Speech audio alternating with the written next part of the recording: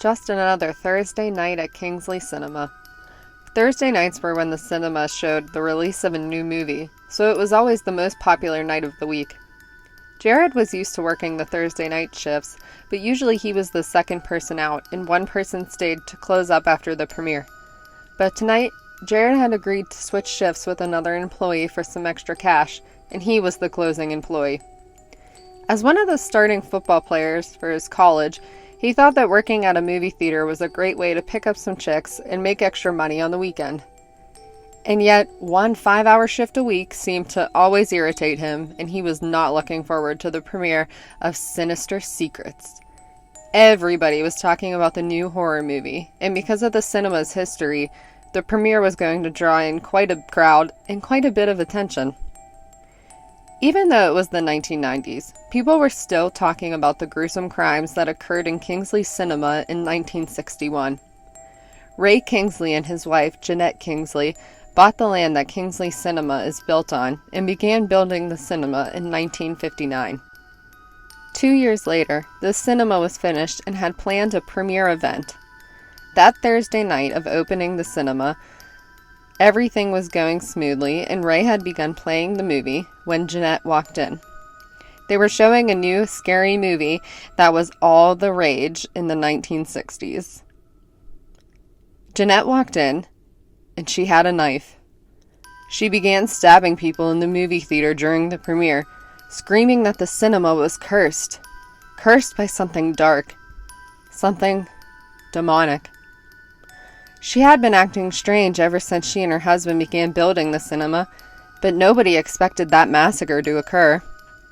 She was a woman possessed, and everybody in the theater was too frightened to try and stop her rampage. Some people who survived that night swore that there had been a man wielding a knife alongside Jeanette. A man that was not her husband, Ray. However, this can never be confirmed, and this was before the times of surveillance footage. Jeanette killed 3 people that night before she killed Ray, and finally herself. The cinema stayed open, and the Thursday night premieres became tradition to honor the people who lost their lives that night, and a portion of the money earned was given to the families of the victims of that night.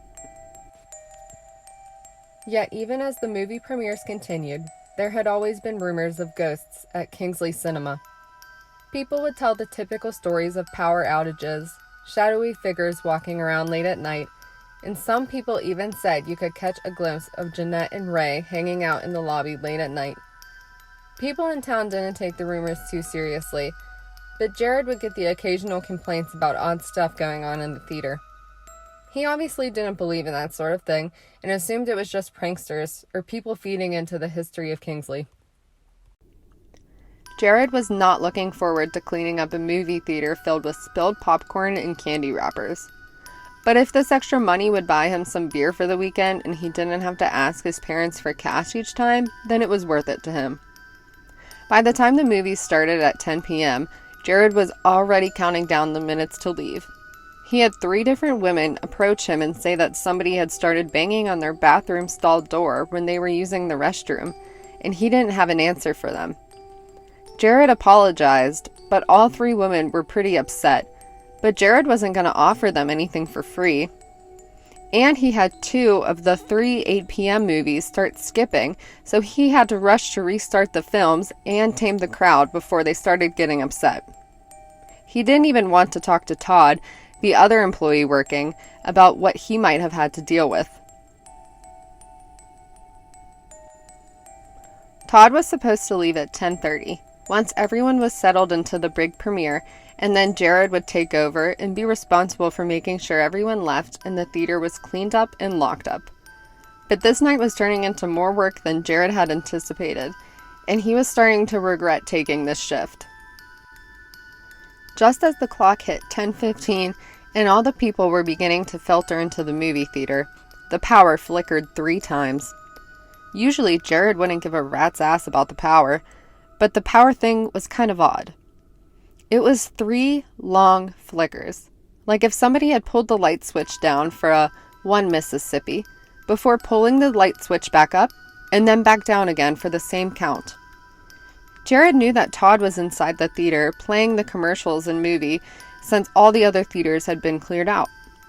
And the only person who had access to the audio and lighting room for the entire theater was Jared, since he had the key to the maintenance room. Things were starting to seem strange.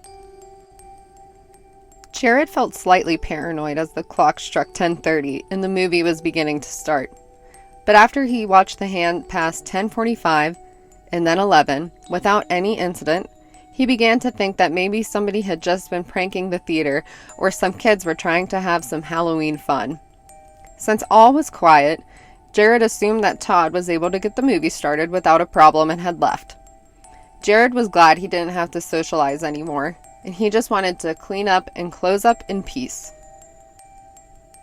Shortly after midnight, people began leaving the theater. Jared could hear the excited conversations of the crowd talking about how scary and creepy the movie was. People were chasing each other around the theater lobby. Girls were yelling. It was the full works. Jared thought about how he would have to take some cheerleader to see it soon and cuddle up. He waited another 10 minutes for the rest of the people to filter out of the theater before he went in to start the cleanup. Todd had set the projector on autopilot so it would turn off automatically after the credits were over. The premiere theater had a typical layout. There was a projection room at the top with windows, and the projector sat on a table, and the projector lens was half out of the window. The projector would automatically shut off 30 seconds after the end credits were over. So Jared was expecting a blank screen, lights on, and peace and quiet, even if the theater was filled with garbage. But when Jared walked into the premiere theater, he was instantly alarmed by the sound of music playing. As he opened the door to the premiere theater and walked down the semi-lit hallway towards the screen in front of him, he started to feel anxious, for reasons he couldn't quite explain. Was it the music playing? Was it the earlier pranks in the night? He couldn't quite be sure. He just felt watched. The screen was black, as it should have been, but the scary movie theme song was still playing, the theme song to Sinister Secrets.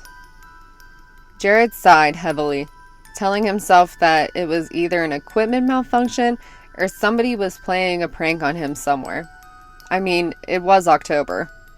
He turned around to walk out of the theater to head towards the equipment room to try and turn off the speakers, since he was the only one who had a key. But he saw the door slowly shutting, as if somebody had just either walked in or walked out of the premiere theater.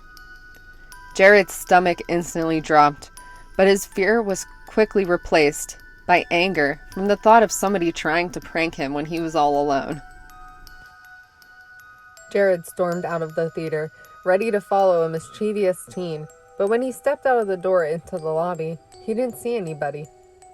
Unless somebody moved at lightning speed, there was no way they could have made it to the equipment room or the second cinema because it was on the other side of the theater. It was at least 500 feet away and directly in front of Jared. Surely he would have been able to see somebody running towards the other side of the theater. And if somebody tried to run to the parking lot or the bathrooms near the entrance, they wouldn't have time to make it there without being spotted. All of a sudden, Jared felt sick as he heard the music playing in the theater behind him. Either it was getting louder, or Jared had not realized how eerily quiet it was.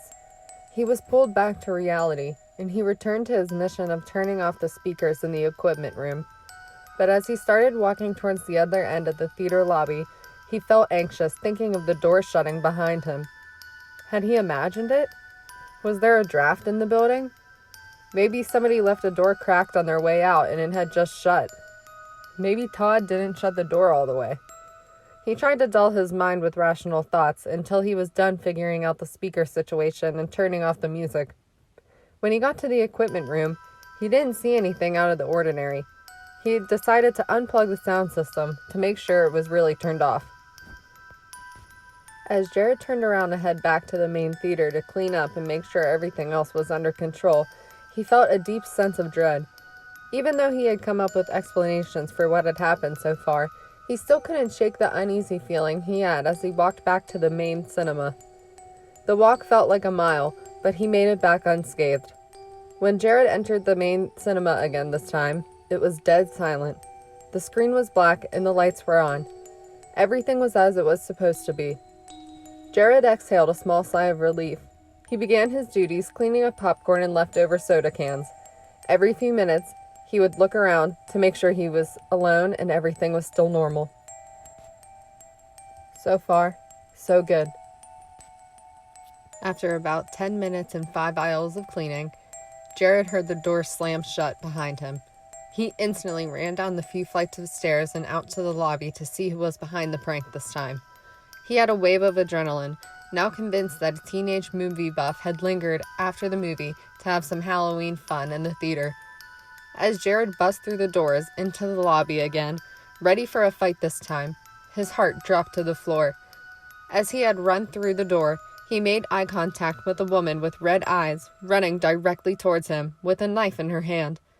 She was making her way towards Jared at an unimaginable pace, and he barely had time to register what he was looking at before he realized that he had to make a run for it. Jared turned around so fast, the main theater door had not even shut all the way from his prior exit behind him. Jared was terrified at what he had seen. That woman was not dressed in clothes from the 1990s, and she looked devilish and possessed. It almost looked like Ray Kingsley's wife. But there was no way it could be. She died over 30 years ago, and Jared did not believe in ghosts. But no matter what, he kept thinking of that knife-wielding woman in the lobby who had run with lightning speed. Who knows what she could do to Jared if she got her hands on him? He shuddered at the thought. This time, Jared ran right for the exit inside the main theater, but to his horror, the doors were locked. Jared pounded on the door and cursed its existence, but it stayed shut, as if the devil himself was trapping Jared inside this godforsaken theater tonight.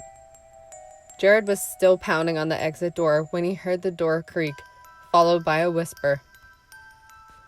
Psst. The voice Jared heard was definitely that of a woman.